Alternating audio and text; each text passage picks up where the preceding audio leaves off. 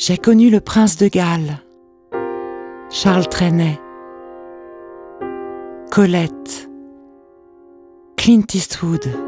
J'ai entendu les discussions de Pagnol et Scotto le premier été des congés payés. J'ai vu Joséphine Baker et son guépard Chiquita en 1931 et les baisers de Jean-Louis Trintignant et Anouk Aimée en 1966.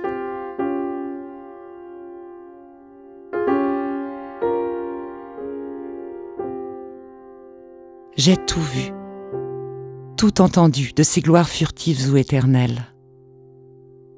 Ma mémoire regorge de confidences, de baisers volés, de promesses tenues ou envolées. Et pourtant, je n'ai jamais parlé. Peut-être parce que ma tendresse a toujours été pour les inconnus.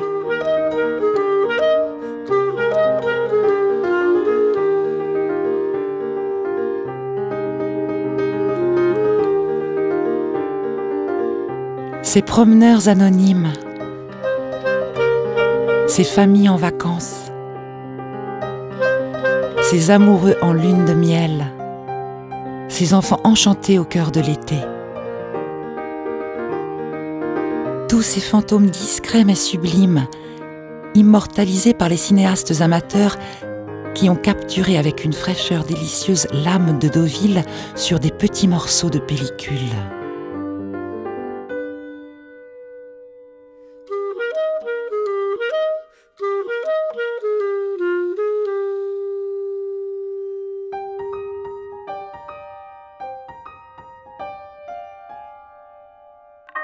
Je suis née en 1923. Je suis la dame d'Azobé, les planches de Deauville.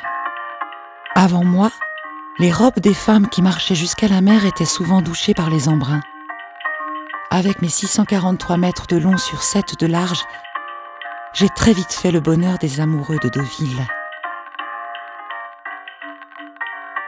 De leurs rires, de leurs disputes, de leur bouderie, de leur rêverie, de leur passion, de leur promenade, de leur joie, de leur attachement à ce bandeau de lande apprivoisé, je sais tous les secrets.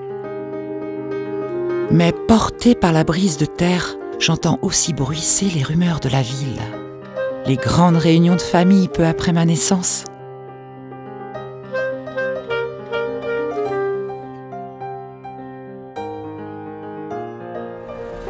À l'arrivée des beaux jours, le retour des estivants venus du monde entier et leur bonheur à chaque fois renouvelé de retrouver leur maison de vacances.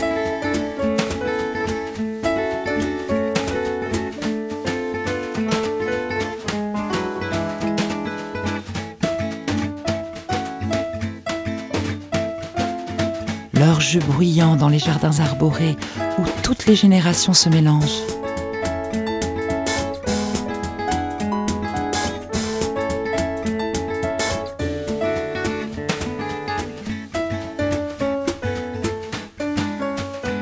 Le tintement des verres à l'apéritif, les jours de grosse chaleur. Le crissement des tricycles d'enfants sur le gravier des allées des jardins.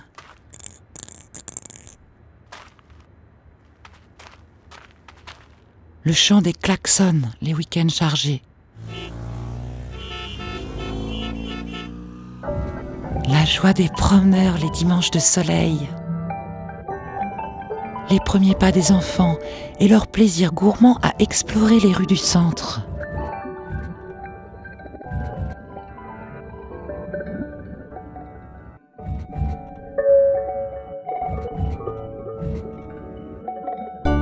Les mariages où certains se présentent même devant le maire en costume traditionnel.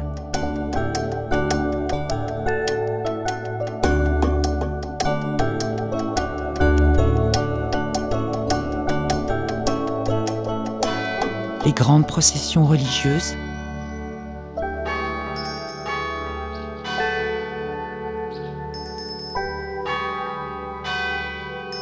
les fanfares militaires qui impressionnaient tant les badauds.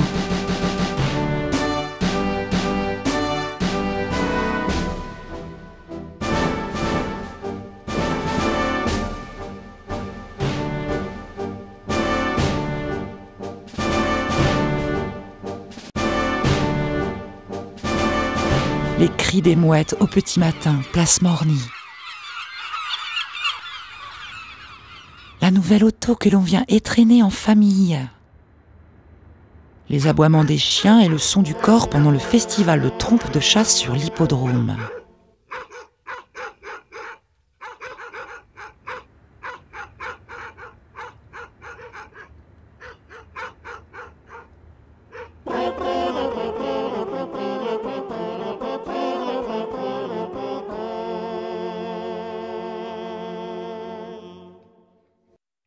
Les caprices des balles de mini-golf qui, peu importe les époques, ne veulent jamais rentrer dans leur trou.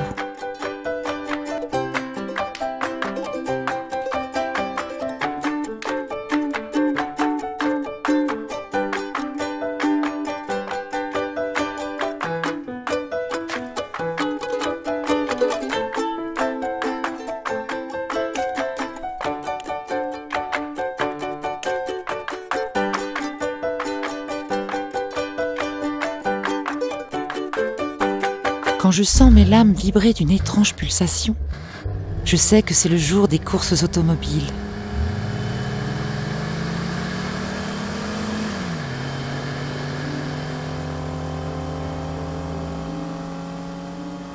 Parfois, au simple bruit des moteurs, je reconnais même les modèles. Bugatti 57 S Atalante. Cabriolet 1939.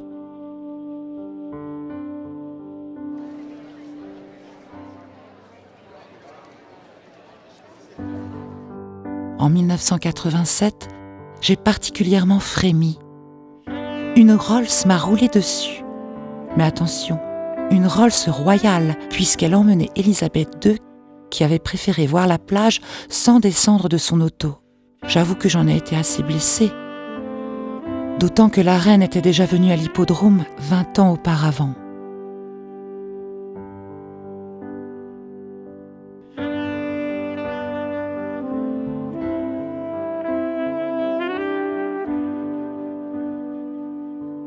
Les frissons provoqués par le galop des chevaux ne sont pas du tout les mêmes que ceux des automobiles.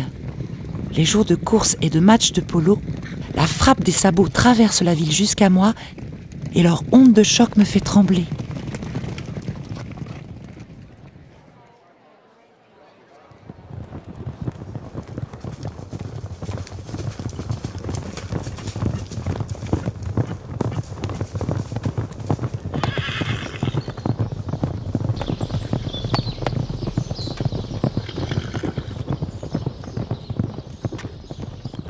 Mais j'aime aussi les clameurs de la foule que le vent m'amène pendant les concours hippiques. Alors, le temps d'un saut, je retiens mon souffle et je partage l'angoisse des cavaliers face à l'obstacle.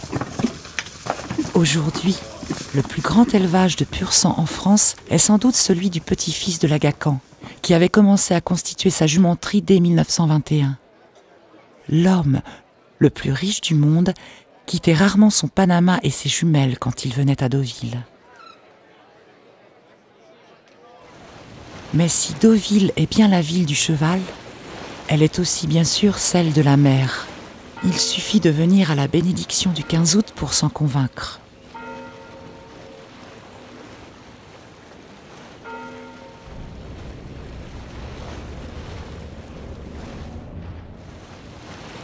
Le port s'est vite imposé comme celui des plus beaux voiliers. Et de mon poste, je vois croiser au large le Cupidon fou de Philippe de Rothschild, avec les petits dériveurs et les amateurs de sports nautiques.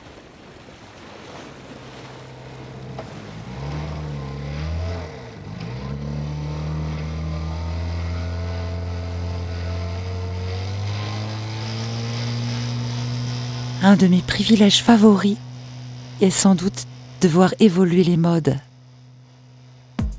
En 90 ans, j'ai vu les robes s'allonger, gonfler, se recintrer, se couvrir de motifs colorés.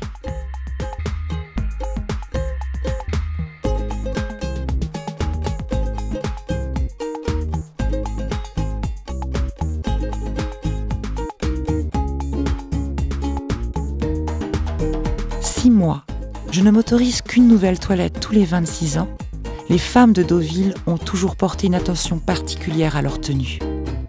Et j'ai pu voir les mises en plis suivre les dictats de la mode.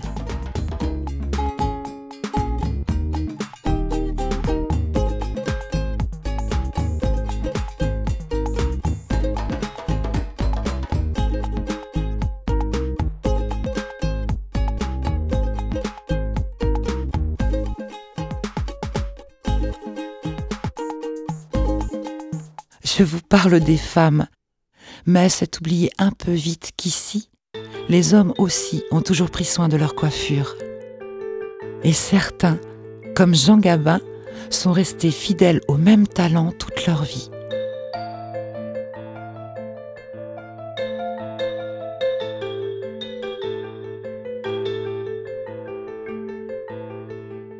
La forme des maillots aussi a évolué. Et au fil du temps, ils sont passés du rang de costumes de bain à celui de simples carrés de tissu.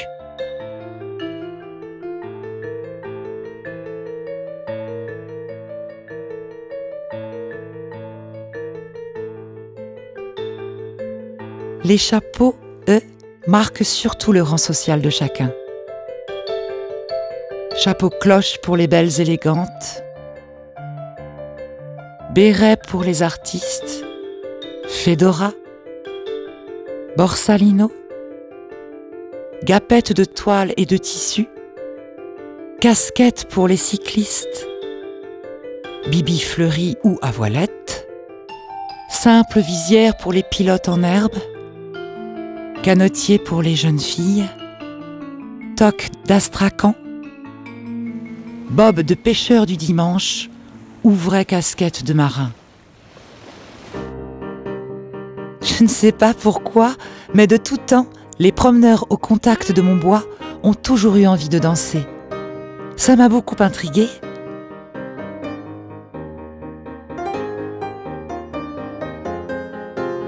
À Deauville, les grands salons n'ont pas eu le monopole des plus beaux ballets. De 3 à 95 ans, on a beaucoup dansé dans les jardins ou sur la plage.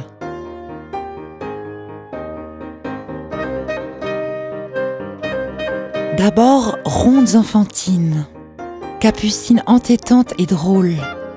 Je reconnais que l'apparition du twist m'a laissé perplexe à son arrivée. D'autant que cette étrange chorégraphie semblait avoir gagné toutes les générations dans les années 60.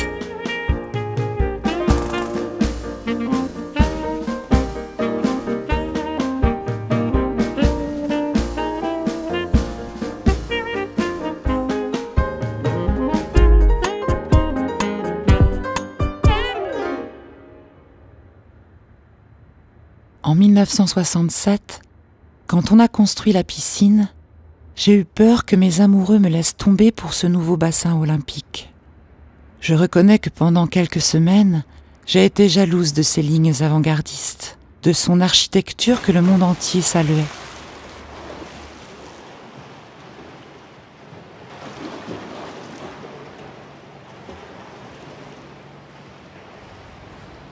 Mais personne ne m'a jamais boudé vraiment.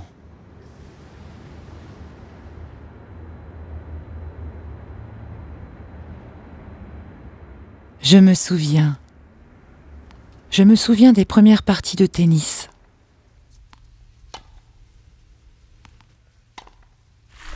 Je me souviens des premiers bains de mer. Je me souviens de la toile rayée des premières cabines de plage. Je me souviens des films d'aventure du cinéma Eldorado.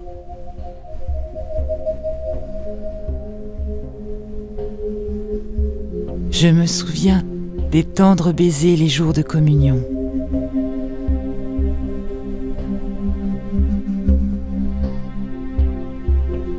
Je me souviens du parfum des jardins entretenus avec amour par les habitants.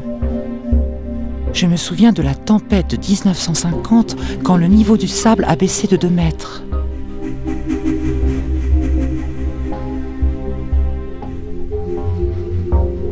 Je me souviens de la ville blanchie par la neige et des bassins gelés l'hiver 54.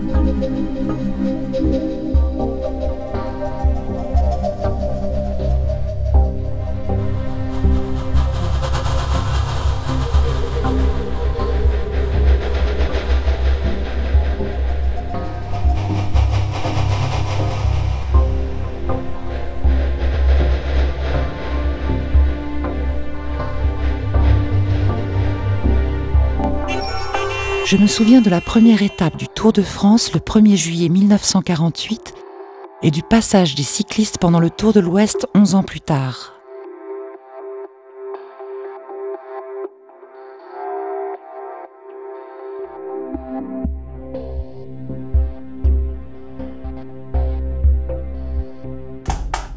Je me souviens des roulements de tambour qui accompagnaient le retour du duc de Morny quand on a célébré le centenaire de la ville.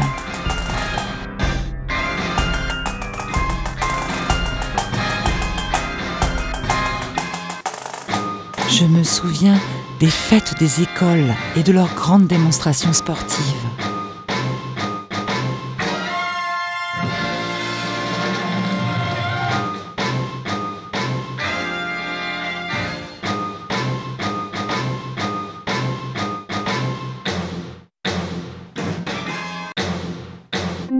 Je me souviens des Floralies de 1967, inaugurées par Anne et Michel Dornano. Je crois même que Gilbert Bécaud était présent.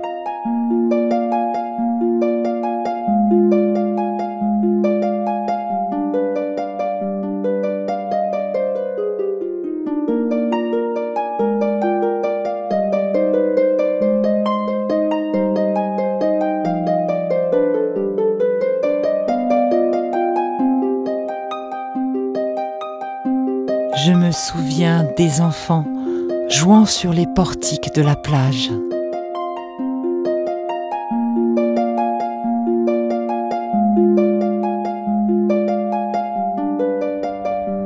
Mais je ne suis pas nostalgique. Non, ça, jamais. Parce que depuis le duc de Morny, la ville a su préserver son âme et sa beauté première.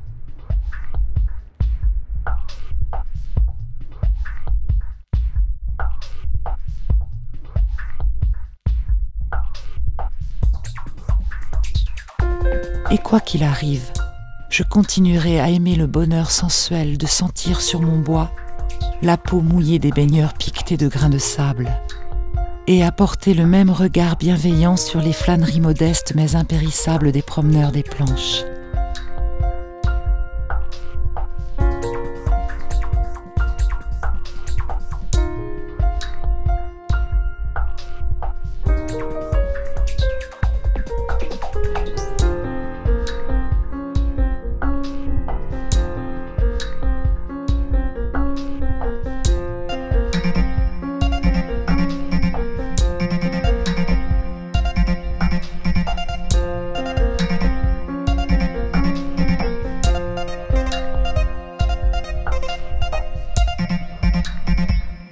Les visages ne sont plus les mêmes, mais les regards pétillent de la même étincelle qu'aux années folles.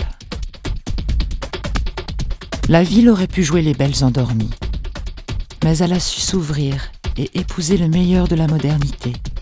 J'ai 90 ans, mais je dors très peu, parce qu'ici, la vie culturelle est bouillonnante et des dizaines d'événements s'offrent chaque saison à mon regard. Ça commence le 1er janvier, avec le bain des courageux. Ensuite, il y a la Saint-Valentin. Le 14 février 2010, une vague d'amoureux a même déferlé sur la plage. Un bel hommage au film de Claude Lelouch, non? D'ailleurs, les amoureux ont maintenant ici leur rendez-vous régulier avec l'amour en toutes lettres. Avec le G8, le Women's Forum,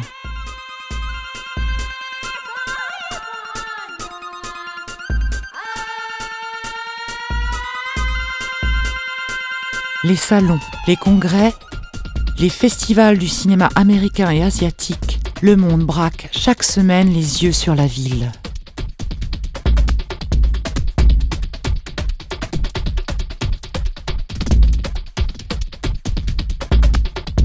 Et depuis 10 ans, au printemps, le cœur de Deauville bat au rythme des partitions et de l'imaginaire. L'énergie qui habitait la ville en 1912, quand Nijinsky était venu danser pour l'ouverture du théâtre du Casino, est toujours bien présente. L'été, j'adore que l'on vienne me coiffer des clichés des plus grands photographes.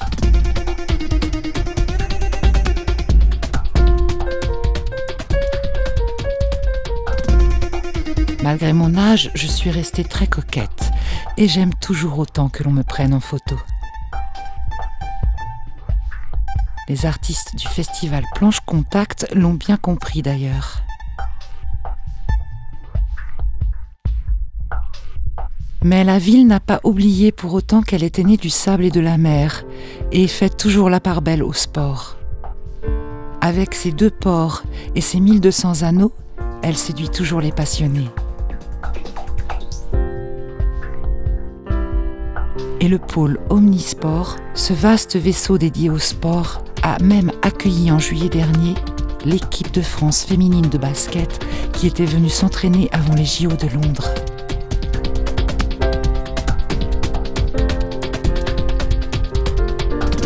Parfois, la ville sait aussi se changer en parcours de golf géant ou en immense terrain de jeu pour les plus sportifs.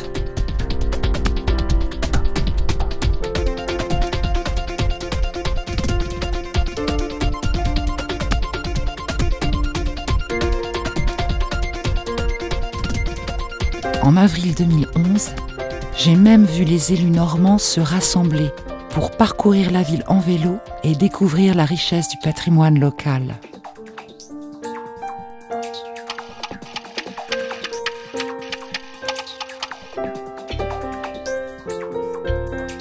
Et il arrive aussi que les cavaliers quittent l'hippodrome et sortent du pôle international du cheval, ce lieu magique entièrement dédié au monde équestre, pour envahir la ville.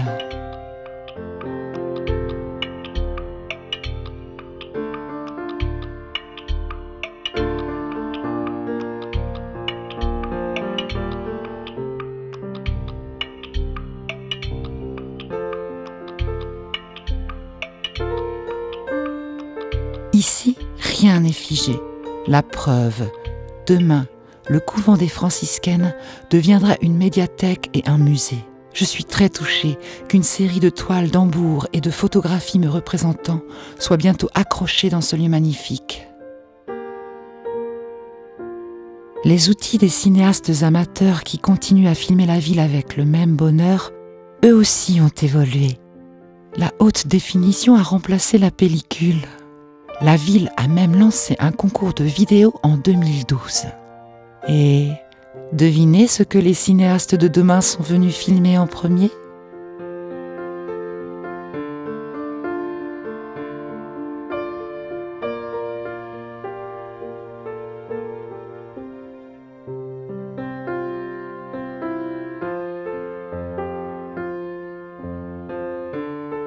L'aventure du 7e art restera toujours liée à Deauville.